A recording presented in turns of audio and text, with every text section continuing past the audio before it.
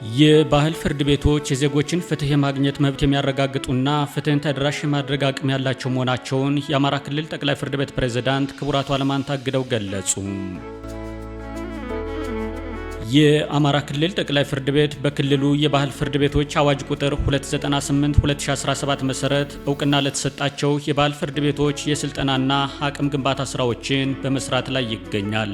በዛሬው ዕለትም ከፌዴራል ፍትህ ሚኒስቴር ጋር በመተባበር በአማራ ክልል ሰሜን ሸዋ ዞን በተለያየ ቀበሌ ለሚገኙ የባህል ፍርድ ቤቶች ይፋዊ ስራ ማስጀመሪያና የአቅም ግንባታ ስልጠና መድረክ ተካሂዷል። የስልጠና መድረኩን የከፈቱት የአማራ ክልል ጠቅላይ ፍርድ ቤት ፕሬዝዳንት ክቡር አቶ አለማንታ አግደው የባህል ፍርድ ቤቶችን በሙሉ አቅም ስራ ለማስጀመር ማስተግበሪያ ፍኖተ ካርታ፣ ወጥ የሆነ ስልጠና ለመስጠት የሚያስችል የስልጠና ማንዋልና የኮሚኒኬሽን ስትራቴጂ በመንደፍ ጠቅላይ ፍርድ ቤቱ እየሰራ መሆኑን ገልጸዋል።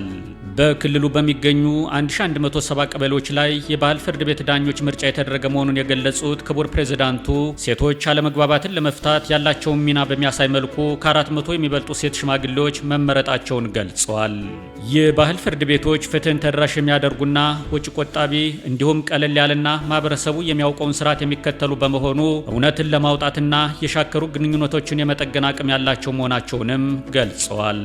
የባህል ፍርድ ቤቶችን በማደራጀትና በማጠናከር ሁላችንም የድርሻችንን ልንወጣ ይገባል ያሉት ክቡር አቶ አለማንታ አግደው የባህል ፍርድ ቤቶች ማዕከላት ግንባታና ለባህል ፍርድ ቤቶች ዳኞች አቅም ግንባታ ስልጠና ለመስጠት ድጋፍ ያደረጉ አካላትን አመስግነዋል። በዕለቱ በመገኘት ንግግር ያደረጉት የፍትህ ሚኒስቴር ሚኒስትር ዴኤታ ዶክተር ኤርሚያስ የማነ ብርሃን በበኩላቸው ፍትህ ሚኒስቴር ባህላዊ የፍትህ ማግኛ ዘዴዎችን ለማስፋፋት እቅድ ይዞ እየተንቀሳቀሰ መሆኑን ገልጸዋል። ማህበረሰባችን ለብዙ ዘመናት የሚጠቀምባቸው የዳበሩ የፍትህ መስጫ ተቋማት ያሉት መሆኑን የገለጹት ሚኒስቴር ዴኤታው 43 ከመቶ የሚሆኑት አለመግባባቶች በባህላዊ አለመግባባት መፍቻ ስርዓቶች የሚፈቱ መሆኑን በፍትህ ሚኒስቴር በተደረገ ጥናት መረጋገጡን ገልጸዋል።